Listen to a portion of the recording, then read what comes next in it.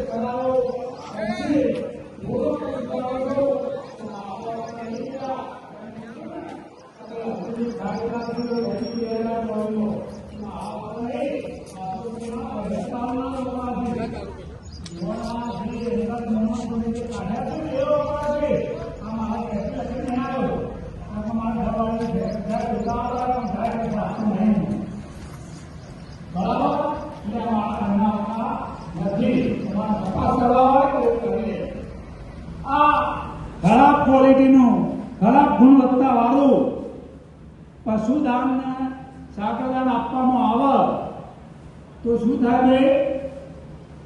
એનું ઉત્પાદન ઘટે. શું થાય? ઉત્પાદનમાં શું થાય?